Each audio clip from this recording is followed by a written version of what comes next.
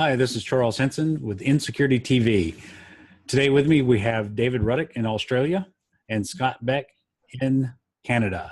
Today, we're going to be talking about W-2 scams, email scams that come in and they're requesting information from payroll or the HR department.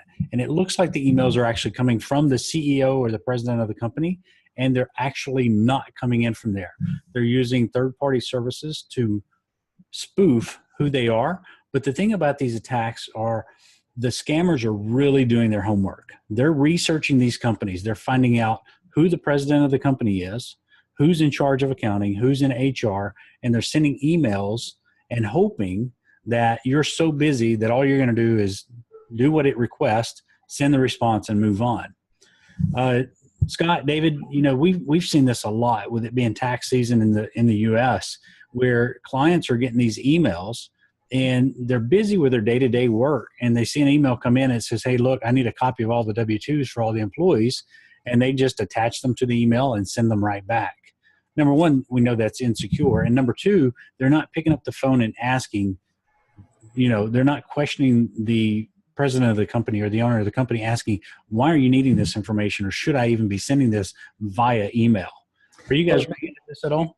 Well, it makes it so easy, Charles, because it doesn't seem like they're giving up anything. People are starting to learn now when people are asking for credit cards or a wire transfer, you know, the alarm bells start going off and they start going, oh, well, that might be a problem. But it seems like these are so innocent, getting a request of, I need the W-2s of employees. In Canada, it's called something a little bit different, but they're looking for the employment forms. What you got to stop and think about is what you're actually giving up is all the information needed for someone to then use identity theft against those employees. So it's just another angle that the cyber criminals are using quite profitably to get in that back door and to get that kind of information out of you. David, are you seeing the same thing? Yeah, I mean, we're not seeing it quite the same as you guys are. We are seeing a lot of what we call the Australian Tax Office ATO tax scams. The phishing for the W-2 information is a really interesting trick. I mean, you're basically coming in as the CEO, the CFO, someone who ultimately has a high level of trust with whoever is emailing, and also the employee generally doesn't want to upset that person. So their instant reaction is, I must do this, without really looking into it. We actually had one of the accountancy firms we look after the other day got an email from the owner of the company. And this was a little bit different, but it was asking for money, and you know, she responded to the email the first time, and then it clicked to her that, hang on, something's not right.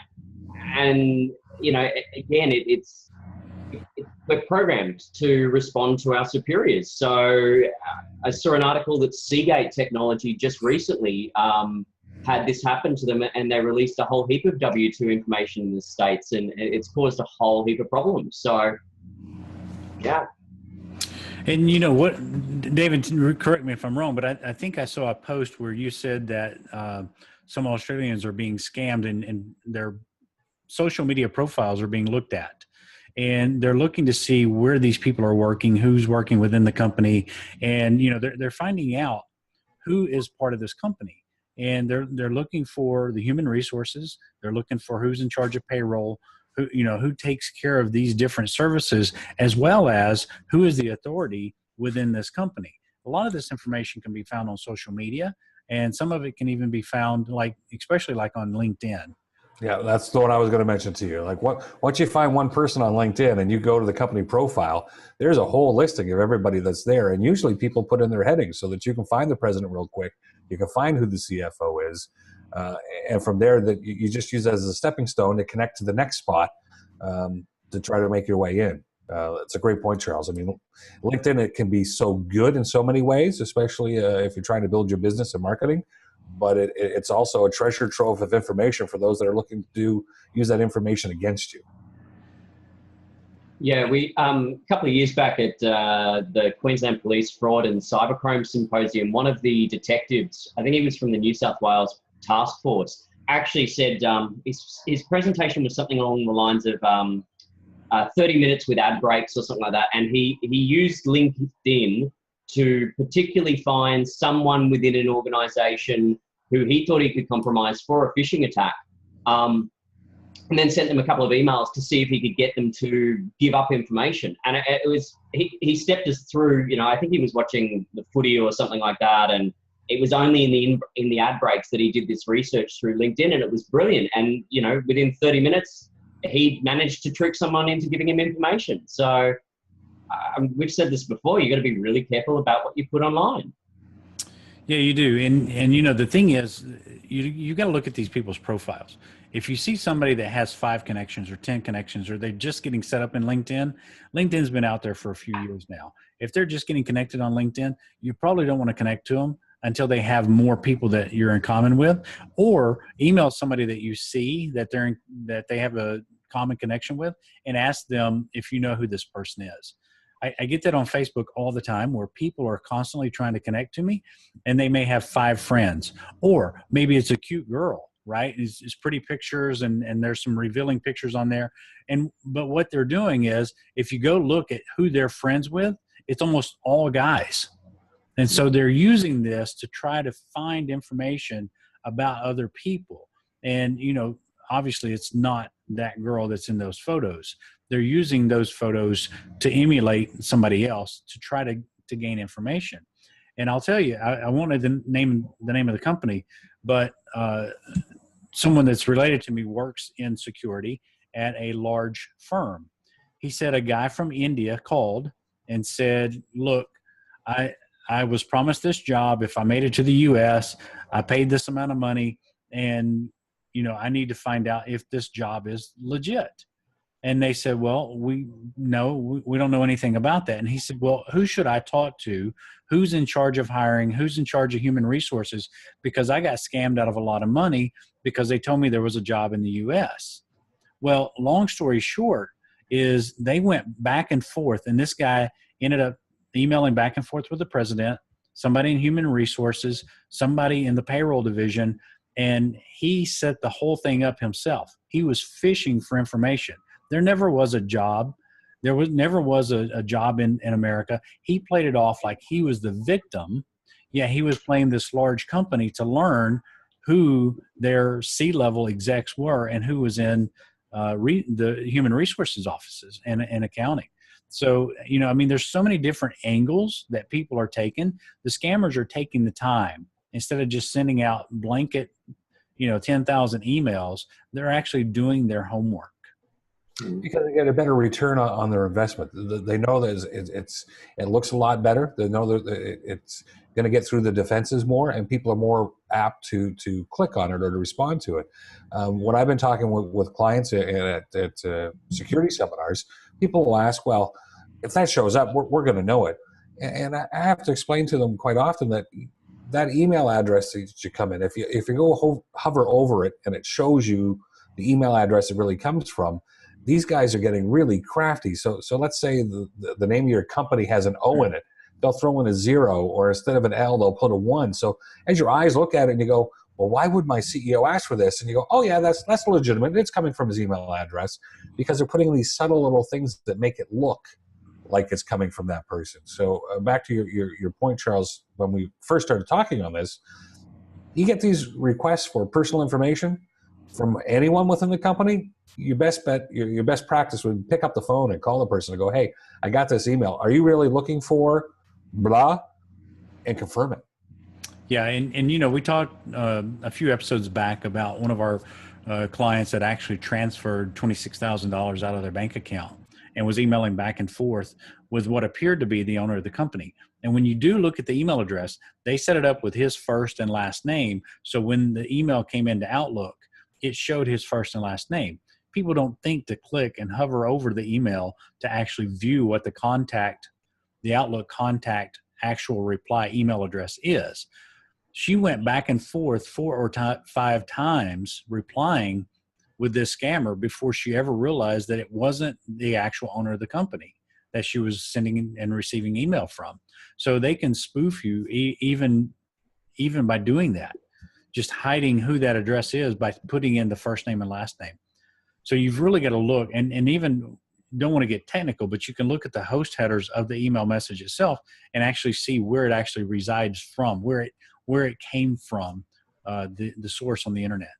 And that's usually what we guys end up doing when we're called in to figure out a breach, which is why you're bringing up, and this is how we can track it back. But exactly, and you know that email was actually sent. I actually had one of my engineers log on to their machines, look at the host headers of the email, and it was coming from a service called IPVanish. And you can go to IPVanish.com. You can buy a VPN tunnel, and you can spoof where you're coming from.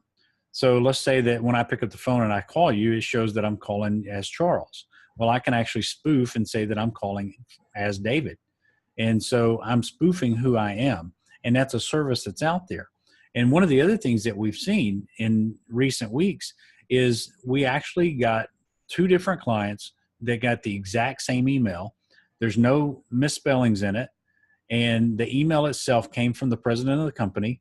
It went to the accounting department, payroll, and it went to the HR.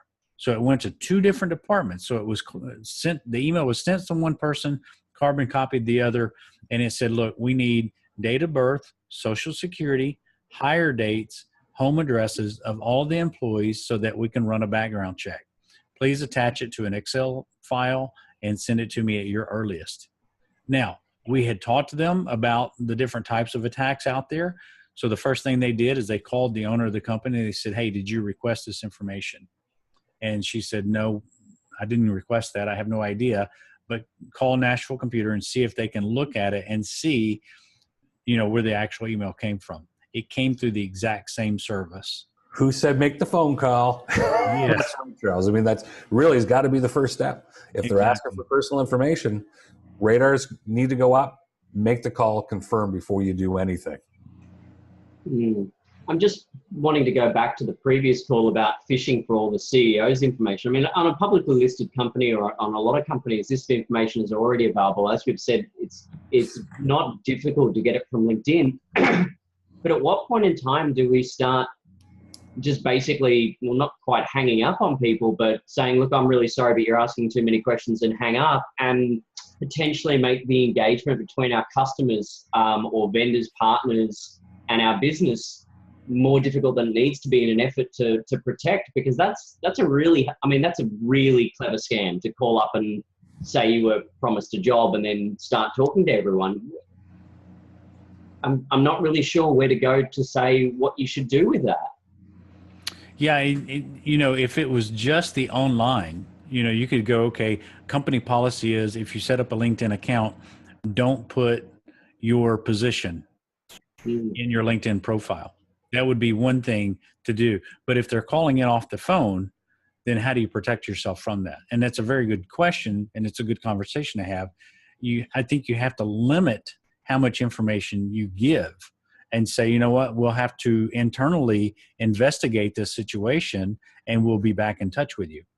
And then you disconnect from them and you have one liaison for the company discussing the information with them instead of giving out the president's email address and everybody else's email addresses. Well, the sad part is a lot of companies don't take the time to think of how to handle these things in advance. So they're in reactionary mode. And really, that's a conversation that should be had. That your IT professional should be leading that discussion, saying, "Hey, look, this is what's going on. This could potentially happen. So, who's going to be responsible for giving out HR information? Okay, now what's the policy for that HR person, and how are we going to do that?" You got to start putting those things in play. And as I mentioned, you know, sadly, most businesses don't take the time to do that yet, or their IT professional isn't giving them the warning in advance to be prepared for it. But it's something that we're seeing more of that we've got to put in place. You know, we've talked in the past about acceptable use policies. Well, this is kind of like your information security policies. Who's in charge of what within the company, and who's allowed to release what? And you got to kind of limit your exposure so you don't have too many people that have access to provide that information, if that makes sense to you. It does. And you know, when you think about it, Scott, we talk about disaster recovery, and you have to have a plan. So when there's a disaster, what do? We restore from backups, we get people back up and running, so on and so forth. I think we need to do the same thing from a breach standpoint.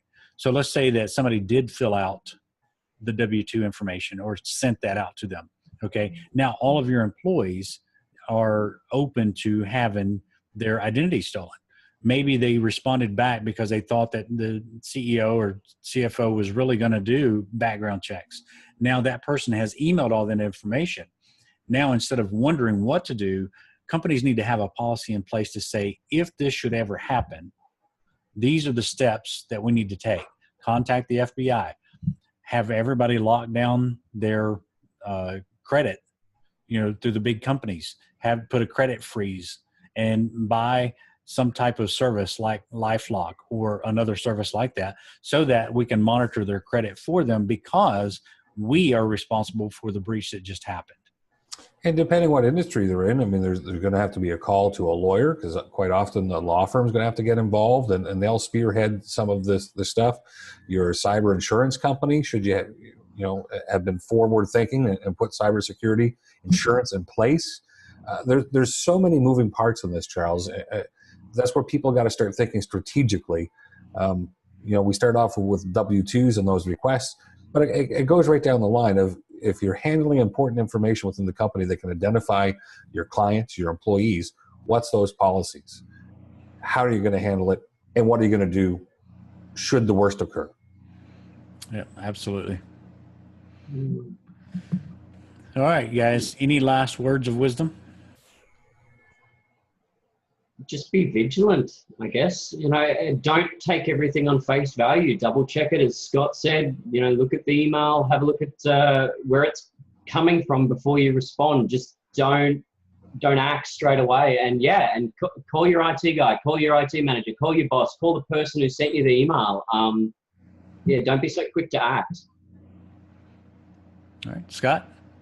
I don't have any last words. I know you're going to be shocked, but I don't have any last words of wisdom. I think I've already said all my wisdom in this case. Yep. Well, think before you click, think before you reply. And if it's something that has to do with people's information, whether it's financial or personal information, you definitely should have policies in place to check with the higher ups and get a verbal as well as a written statement saying that they do request that information. All right, guys, that's all the time we have for today. Thanks for joining us on InSecurity TV.